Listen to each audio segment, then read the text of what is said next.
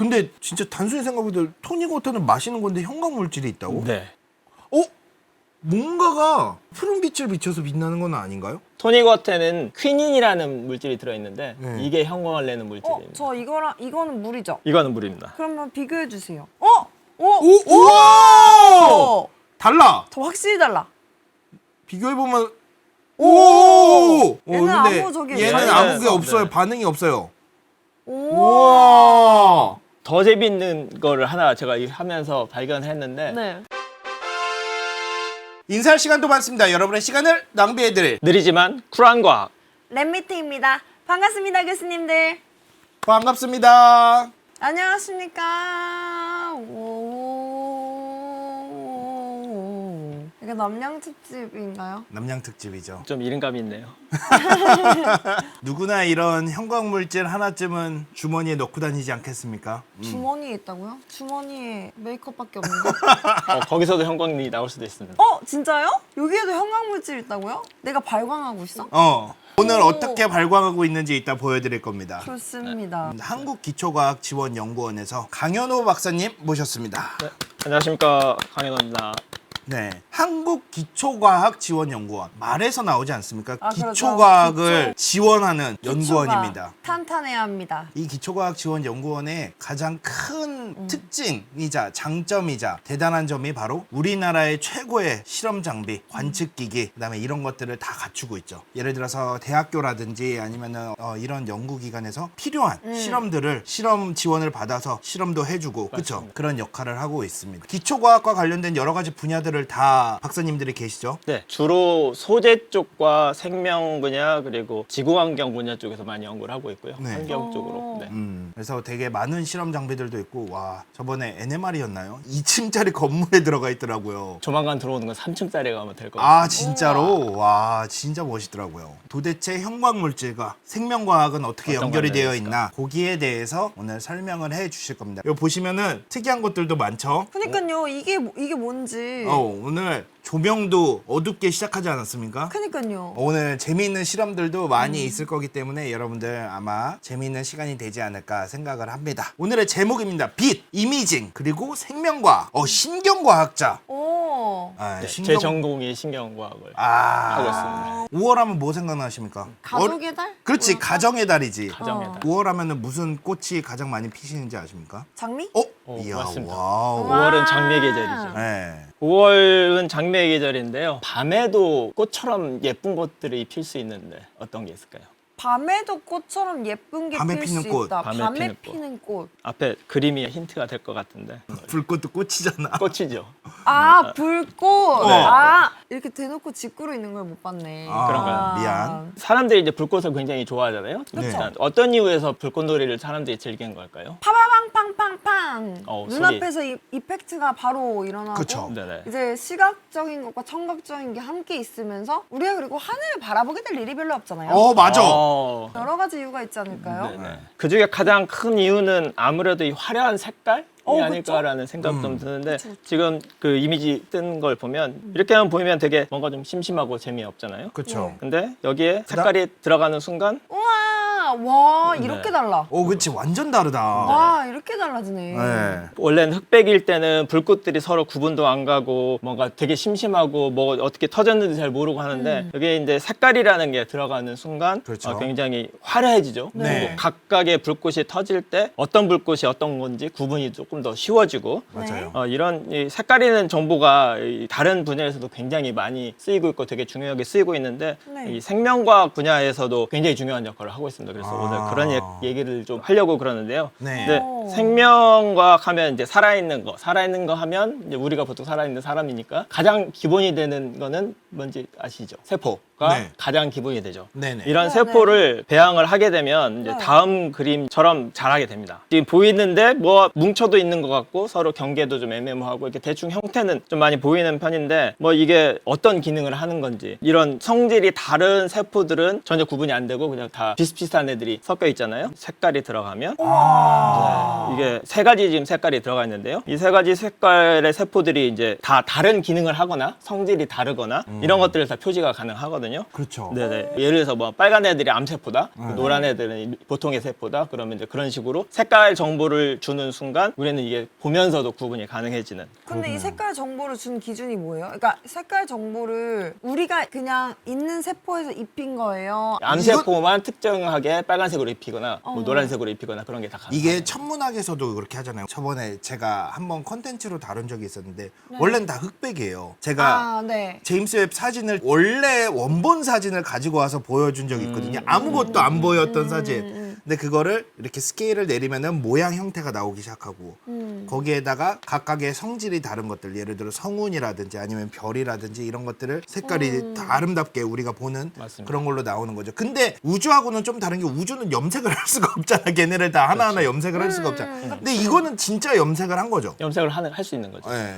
애들이 뭐 내가 염색 물질을 나한테 누군가 입혔어. 그러면은 내가 만나서 이렇게 같이 입혀주는 건가? 어떻게 되는 건가? 예를 이렇게 들- 뿌리는 건가? 맞습니다. 뿌릴 수도 있고요. 네. 원래 색깔을 가지고 태어나게도 만들 수도 있고요. 오! 네네. 아, 이러면 이해가 쉽지. 네네네. 아. 그래서 뿌리는 거는 세포마다 특유의 그 단백질 같은 것들을 발현을 하게 되는데 이제 네. 거기에 맞는 항체를 붙여서 색깔을 달아서 뿌리게 되면 그게 네. 염색이 되고 그러면 그 세포들만 다른 색깔로 띄게 되는 그렇죠. 거니까 그런 식으로 염색이 가능한 겁니다. 그러니까 그 세포들마다 특징이 있을 거고 특성이 있을 거니까 거기에 맞게 반응을 하도록 입히는 거지. 그래서 예를 들어서 어떤 세포들이 A라는 단백질만 있으면 A라는 단백질은 노란색과 반응하게 딱 입히면은 다른 A가 없는 것들은 노란색이 안 나타날 나오는 거고 아. 그 A라는 성질을 가지고 있는 애들만 쫙 노란색이 나타나면은 그 A라는 성질을 가지고 있는 세포들이 쫙 노란색으로 구분하면서 어디에 있는지 보이겠죠. 아. 그런 식으로 하는 거죠. 맞습니다. 그래서 지금 보신 거는 인공적으로 키운 이제 세포를 색깔을 입혀가지고 보게 되는데 네. 이거를 소위 말하는 조직, 근육 뭐 이런 네. 것들을 다 조직이라고 하는데요. 그런 데서도 직접 볼 수 있습니다. 근육이 움직이잖아요. 우리가 뭐 네. 예를 들어서 뭐 컵을 잡겠다 그러면 근육을 움직여야 되는데 네. 근육을 움직여라라고 머릿속에서 명령을 내리죠. 그렇죠. 그러면 그 명령이 신호를 신경을 타고 내려가게 되고 전기 신호. 전기줄을 타고 신경세포를 따라서 내려가고 그게 이제 근육에 있는 소위 말하는 리셉터라는 데에서 전달이 되고 그 근육이 움직이게 되게 됩니다. 전기 들리잖아요. 신호를 받는 데가 있는 거죠. 네네네. 네. 녹색으로 보이는 게 이제 근육을 움직이게 하는 신경 섬유들이고요. 신경 세포, 운동신경 세포인데 그리고 그다음에 이제 빨간색으로 염색이 돼 있는 게 이제 그 근육 위에 있는 네. 그 리셉터라고 하는 수용체들을 이제 붉은색으로 레이블을 해놓은 겁니다. 그거를 이제 신경하고 근육이 이제 붙어 있다고 해서 신근연접이라고 보통 얘기를 하는데 이 보통의 경우는 신경 하나가 여러 개의 신경 연접을 이제 관여를 하고 있는데 지금 그림에서 보시면 이게 지금 대충 봐도 한 신경이 한 6, 7개 이상은 될 것 같은데 도대체 어떤 신경이랑 연결되어 있는 게 구분이 전혀 안 가잖아요. 네. 근데 여기에서 만일 신경 다발 중에 하나만 다른 색깔로 표지를 할 수 있다면 색깔을 만들 수 있다면 이 신경은 우와. 파란 색깔로 염색이 된 겁니다. 지금 오. 염색은 아니지만 정확히 얘기하면 표지가 된 건데 그렇게 되면 저 파란 색깔이 연결되어 있는 애들이 확연하게 구분이 되잖아요. 그러네요.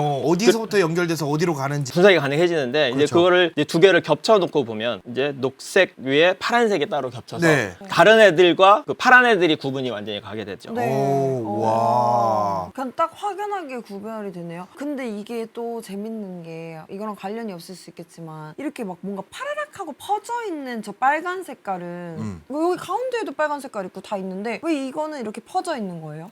좋은 질문 하셨는데요. 저 역시. 뒤에 가면 설명을 좀 드릴 수 있을 것 같습니다. 저게 어. 이미징 하는 사람들한테서 꽤 문제가 되는 것들이고 그거를 없애는 기술들이 개발이 된 건데 그 나중에 설명드릴 거까지 미리 다 캐치하고 아, 야, 역시 대단하십니다. 합격. 언젠가 안 나오게 되면은 제가 학교만 말씀드릴게요. 네. 그래서 오늘 말씀을 드리려고 하는 게 이제 형광이라는 것에 대해서 좀 말씀을 드리려는데 네. 이제 형광의 원리에 대해서 좀 간단하게 아주 쉬운 버전으로 좀 설명을 드리겠습니다. 좋습니다. 네, 지금 중앙에 있는 빨간 물체가 이제 형광을 내는 형광체라는 거라고 생각하시면 될 것 같고요. 네. 네. 이 형광을 내려면 적절한 색깔에 지금 현재로서 이제 보라색으로 돼 있는데 네. 이것들이 이제 형광체에다 이게 쬐어주면은 빛이라는 게 이제 에너지를 가지고 있기 그렇죠. 때문에 에너지가 형광체를 때리면 형광체가 어느 순간 에너지가 살짝 올라가요. 네. 네. 근데 에너지는 다시 내려와야 되니까 이게 다시 내려오면서 그 에너지 잃은 만큼 빛이 나오게 되는데 네. 이 현상을 형광이라고 얘기합니다. 아, 뚜껑이 있어. 빛이 딱 내리면 이 뚜껑이 저절로 열리는 거야. 에너지가 있으니까. 그럼 우리는 원래 이걸 닫혀져 있는 상태잖아요. 네. 다시 뚜껑이 열렸다가 닫히는 상태로 되면서 에너지가 다시 나오는 거지. 원래 에너지가. 어렵구나. 어렵다. 아, 이제 얼굴만 봐도 아는구나. 조금 더 쉬운 설명이 돌을 던졌다가 떨어지면 소리가 나죠. 그렇죠. 그런 것처럼 소리 대신에 빛이 나온다고 생각하시면 아! 야, 역시. 아, 이게 더 쉽네. 나는 역시. 이거 열리면은 그러면 이거 상하지 않나 보네. 약간 그렇지, 그렇지. 가버린다고. 좋습니다. 네, 그래서 다시 그림을 보시면 이제 여기 필터라는 거는 이제 다른 빛들이 막 섞여 있으니까 그것만 내가 필요한 나오게. 것만 딱 걸러주는 게 이제 말 그대로 필터인 거고요. 어릴 때 형광 이렇게 해가지고 벽에 붙여가지고 별 이렇게 아, 해가지고 맞아요. 이런 거 하고 있었어요. 네, 그것도 형광이 4천 정도 되는 그런 현상들입니다. 아까 시작하면서 말씀했던 것처럼 우리 주변에 형광을 이용하는 분들이 굉장히 많아요. 네, 그 중에 첫 번째 소개할 만한 것들이 이제 우리 주변에 아주 흔하게 있고 집에는 하나쯤 다 있을 것 같아요. 이거는 뭘까요? 뭘까요? 텔레비전. 네, 최근에 아마 TV를 구입하신 분이면 OLED 아니면 뭐 QLED 이런 QLED TV 이런 것들을 사셨을 텐데 QLED에서 이 Q가 퀀텀 닷을 뜻하는 거거든요. 맞아요. 아시다시피 작년 노벨 화학상을 퀀텀 닷 양자점으로 네. 받았잖아요. 네, 이게 형광을 이용해요. 아.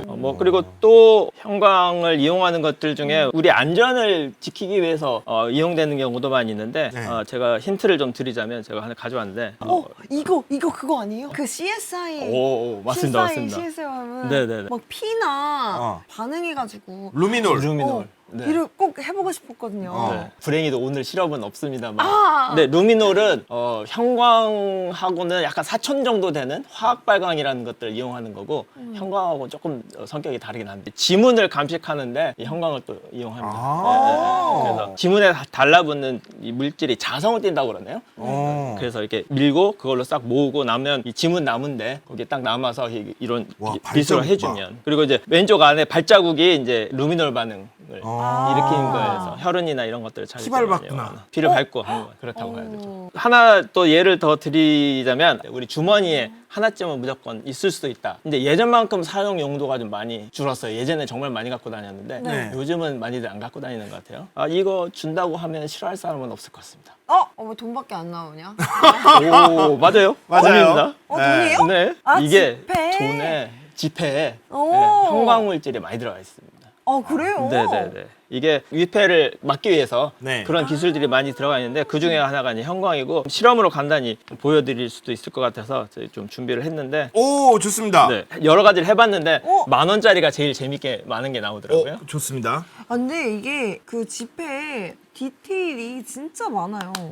오, 좋아. 등을 키면 우와! 우와. 뭐지? 우와. 여기 이 선들은 뭐예요? 네, 그게 형광이 나는 실밥이라고 그래야 될까요? 실조각들을 지폐 안에다가 지폐가 보통 이제 두 겹으로 돼 있는데 그 사이에다가 넣어놔서 이런 식으로 파란색 불을 갖다 대면 이제 색깔이 나타나게 되는 거죠. 빨간색도 세종대왕님 나오고 코에- 배우님 얼굴에도 콧잔등에 하나 있네요, 하필. 와. 그리고 여기 보시면 여기 그림, 글씨가 그림. 나오나요? 그림과 우와, 글씨가 글씨다 나오는데, 나온다. 네. 우와. 이- 글씨 있는 줄 몰랐어요.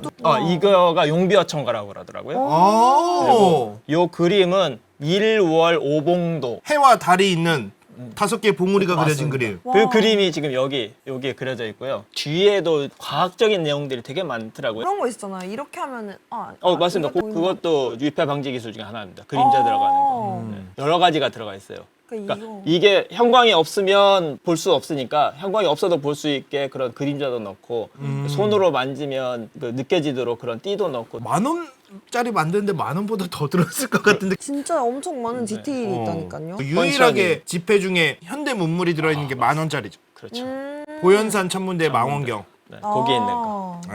그리고 그쵸. 여기 하얗게 돼 있는 게 이게 천상열차 분야지도. 분야지도. 네. 조선시대 천문도인데 세계 최초의 천문도라고 들었는 것 같은데 그런 게 10,000원 안에 많이 들어있는 거를 저도 이번에 공부를 하면서 네, 원래 고구려 시대 때 만들어졌던 거를 발굴을 해가지고 조선 시대 복구를 한 천상열차 분야지도. 근데 좀 더 재밌는 거는 혼천이 제일 끝에 보면은 이제 빨간색으로 보이는 것들이 좀 있는데요.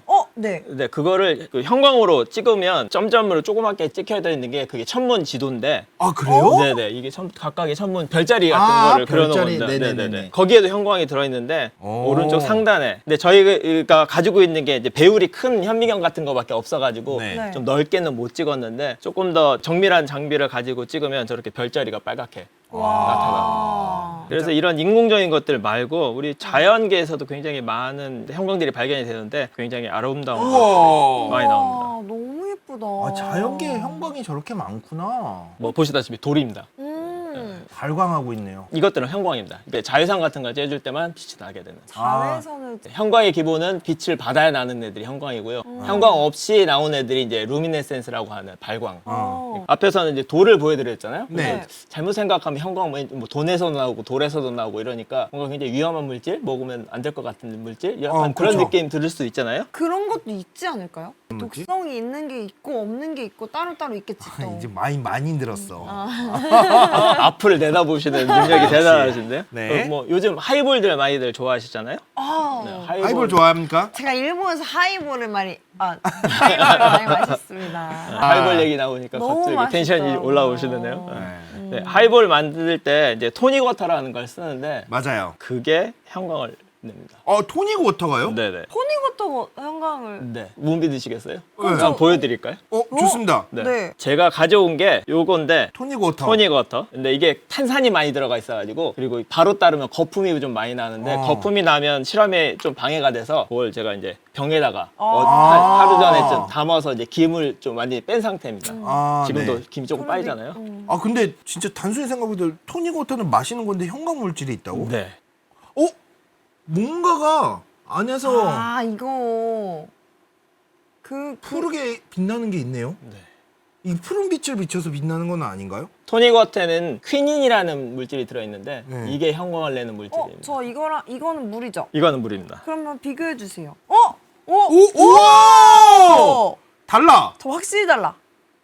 비교해 보면 오! 얘는 근데 아무 저기 얘는 반응이 아무 게 없어요. 없어요. 네. 반응이 없어요. 오. 우와! 야, 대조군. 좋았어? 더 재밌는 거를 하나 제가 하면서 발견했는데 네. 뭐죠? 여러분들 이런 거 드시죠? 아, 네, 여기에 비타민 C가 많이 들어있는데 비타민 C는 형광을 내진 않고 비타민 B2가 리보플라빈이라는 그 물질인데요. 네. 그게 형광을 내는데 얘는 비타민 B2가 들어있는지. B2가 들어있는 거를 제가 찾아서 가져온 거예요. 아. 제가 바로 이제 색깔 보면 약간 형광이 나올 것 같긴 해요. 맞아요. 그런 느낌이 약간 있었죠. 느낌 자체가 야, 이거 약간 네네. 화장실 갔다 온 느낌인데. 약간 그런 느낌인데 이거를 먹고 난 다음에 그 다음날 화장실 가면 약간 형광빛 나잖아요. 네. 그게 비타민 B2 때문입니다. 그게 형광을 내는 겁니다, 실제로. 진짜? 그 이유가 비타민 C가 아니라 비타민 B2 때문이라고 알려요. 그거 난 비타민 C라고 생각했는데 항상. 신기하다. 그래서 여기에다가 똑같이 와, 이건 좀 확실하게 느낌이 있다. 아까 그 토닉 워터에서 나오는 형광처럼 형광 물질이 있는 게 얘는- 보여요. 얘는 조금 더 녹색에 가까워서 네. 사람은 보통 녹색을 더 잘 봅니다. 그래서 그럴 수도 있습니다. 우와. 더 농도가 더 진할 수도 있고 그거는 이제 어떤 조건인지는 여러 가지 조건이 있을 수 있어서. 근데 얘를 제가 실험을 하다가 네. 좀 특이한 거를 하나 발견했는데 이게 재밌는 거는 이제 색깔이 변하게 되거든요. 여러 가지 색깔을 만들 수가 있어요. 오, 변해. 오, 보라색. 네. 얘는 기본적으로 이제 색깔을 섞어서 색깔을 내는 건데 이거를 밑에다 놓으면 왜 층이 구분이 되지? 예뻐. 밑에는 그 형광이 나고 위에는 또 붉은색이. 붉은색은 위에는 어디서 나는 거지? 붉은색이야. 그래서 혹시 여러분들 중에 혹시 이거 원인을 아시는 분이 있으면 댓글을 그냥 실험해 보니까 발견하신 거예요? 네, 맞습니다. 저는 근데 이 밑에 색깔 때문에 영향이 있는 게 아닐까요? 저도 그렇죠? 생각은 그렇게 하고 있는데 밑에 색깔 때문에 지금 이 밑에 있는 보라색이 파란색하고 빨간색하고 섞어서 나오는 보라색이거든요. 반반씩 섞여 있는데 파란색이 나오다가 파란색은 형광을 일으키는 바람에 다 못 나오고 나머지 빨간 애들만 나와서 이런 색깔이 나오는 게 아닌가. 제 그냥 추측인데 혹시 전문가들이 있으시면 한번 알려주시면. 토닉 워터는 저렇게 안 나오냐고 물어보는데 해보셨습니까? 토닉워터 안 해봤어요. 토닉워터는 토닉 워터는 엄청 색깔이 밝아, 그대로 똑같죠. 다 보라색 나가요. 물하고 똑같죠. 네, 얘는 그대로 다 나가요. 물을 한번 올려볼까요? 네, 큰 차이 없어요. 물하고. 물은 물하고 큰 차이 없이 그냥 다 나오는데 얘는 달라요. 오, 완전 달라요. 완전 달라. 신기하다. 와, 야, 이거 신기하네요. 네, 그래서 이거를 하다가 토닉워터까지 섞어서 한번 먹어봤는데 맛있습니다.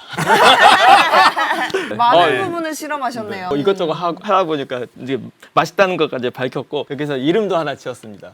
안 될 거하게 안 될. 그리고 여기에 비타민하고 토닉이 들어가서 비토. 안될 비토. 안될 비토. 하이볼의 볼까지 해서 안될 비토볼로 이름을 비토. 지어봤습니다.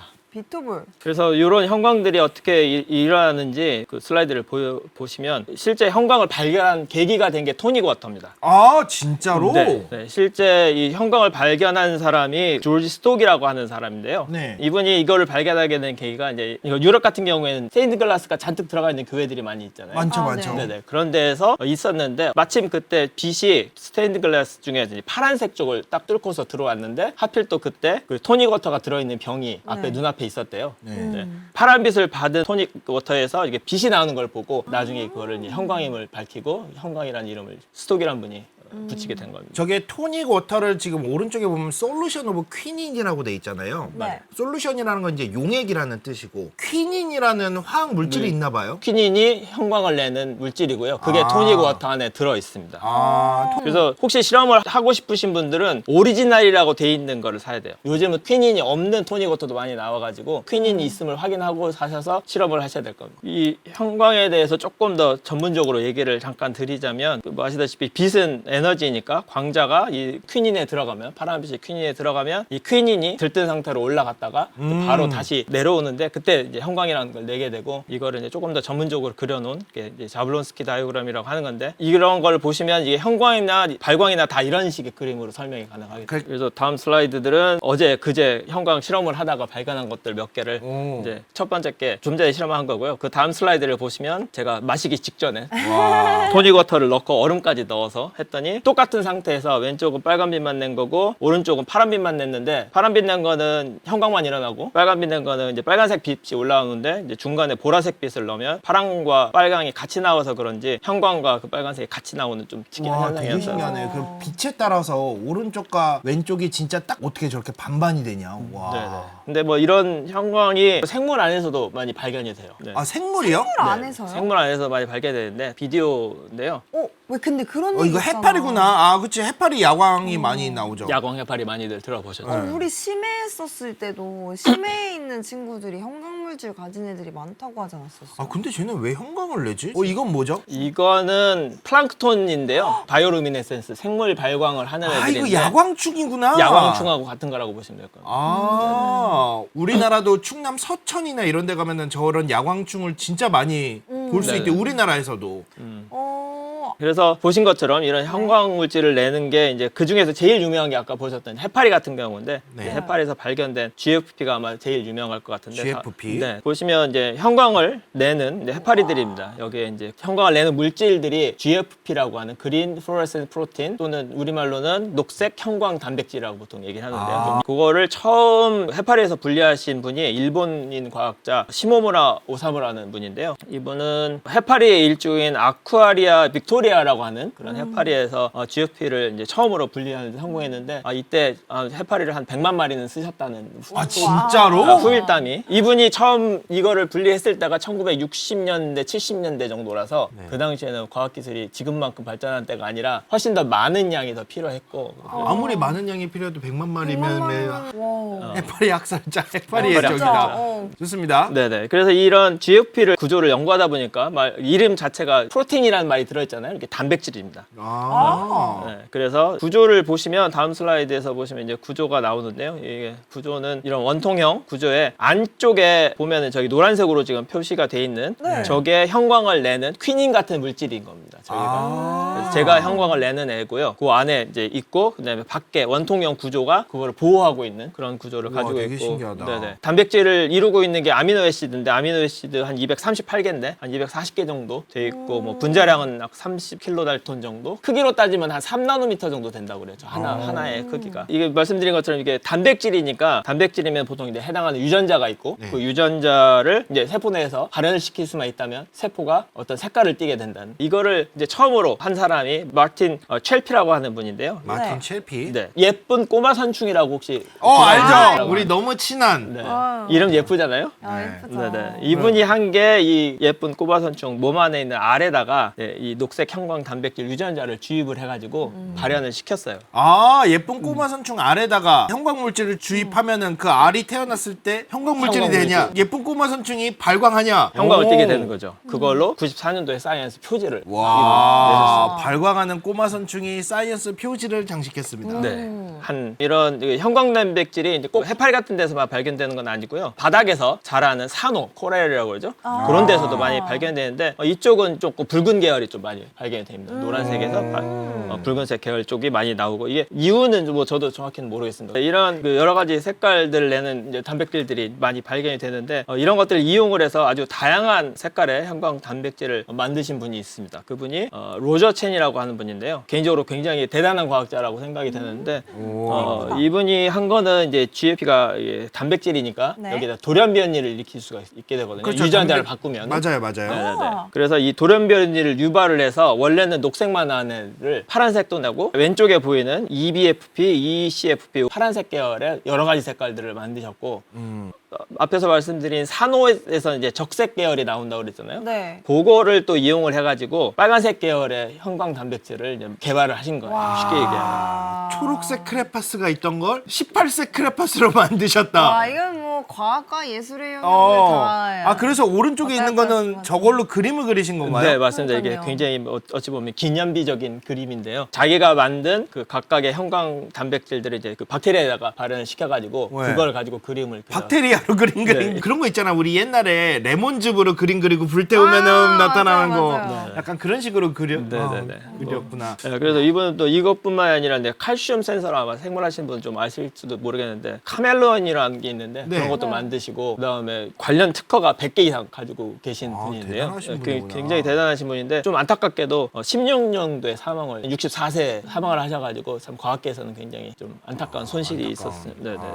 아무튼 이런 이거를 이제 동물에다가 발현을 시킬 수가 있게 됩니다. 그래서 네. 이제 동물에 직접 발현을 해봤는데요. 여기는 GFP의 일종의 이제 YFP라고 옐로우 플로레센스 프로테인입니다. 변형된 건데 조금 더 잘 보여서 그걸 많이 쓰는데 이제 그거를 신경세포에다가 발현을 시킨 이제 유전자 변형 마우스 저게 뭔가요? 의 브레인입니다. 뇌입니다. 아, 나 귀인 줄 알았어. 약간 귀처럼 생긴 느낌이랑 비슷해요. 돼지 네, 네. 귀인가 막 그랬는데. 약간 그런 느낌이 좀 있네요. 어. 네. 오른쪽 상단에 보시는 게 이제 뇌의 종단면이거든요. 네. 거기에 이제 파란색 부분을 좀 확대해서 보면은 이제 왼쪽에 있는 것 같고 그거를 형광 현미경으로 보면 이제 오른쪽 그림 같이 보이게.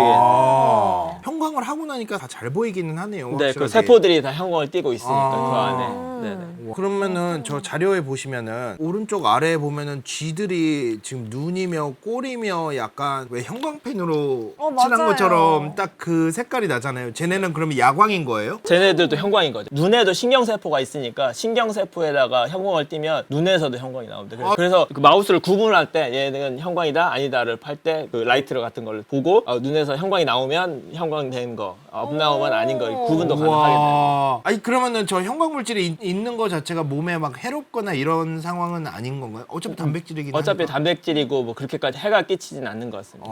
근데 단백질이 다른 단백질이랑 반응하거나 이러진 않아요? 그런 것들을 이용하기도 합니다. 네네. 그러면은 쟤네는 죽을 때까지 그냥 저 형광이 나타나는 네, 건가요? 네, 맞습니다. 와. 근데 유전자 가위로 하면 되지 않아? 안 돼? 맞습니다. 그거 꺼낼 수는 있겠죠. 그리고 요즘은 형광이 발현하는 시기도 조절이 가능했어요. 우와, 근데 필요에 의해서. 괜찮다는 유전자가 생각도 못했네. 그래요? 넣었다가 다시 궁금했어. 빼려면 유전자 가위를 이용하면 되긴 하겠네요. 우와. 짱인데? 재밌다. 이걸 잘 사용하면은 사용할 수 있는 곳이 생각보다 엄청 많겠네요. 이제 앞에서 보셨던 거를 약간 확대한 부분인데요. 기억에 중요한 역할을 한다고 하는 해마상, 네. 해마상 융기 이런 말 쓰는데 영어로 이제 히포캠퍼스라고 보통 얘기를 하는 그 부분을 찍은 건데 확대해서 찍은 건데요. 세포들이 점점 보이잖아요. 네. 이제 하나하나 세포를 다 볼 수 있을 만큼 형광들이 다 잘 보이게 되고 와. 바깥쪽에는 이제 대뇌 피질이라고 하는 부분인데 돌기들까지 다 볼 수 있을 만큼 형광이 나타나게 돼요. 그래서 이런 마우스들뿐만이 아니라 이제는 뭐 아주 여러 종류의 동물들에서도 그 발현을 시킬 수 있는데요. 다음 슬라이드를 보시면 인사할 시간도 많습니다. 여러분의 시간을 낭비해드릴 느리지만 쿨한 과학. 랩미팅이었습니다. 감사합니다, 교수님들. 감사합니다.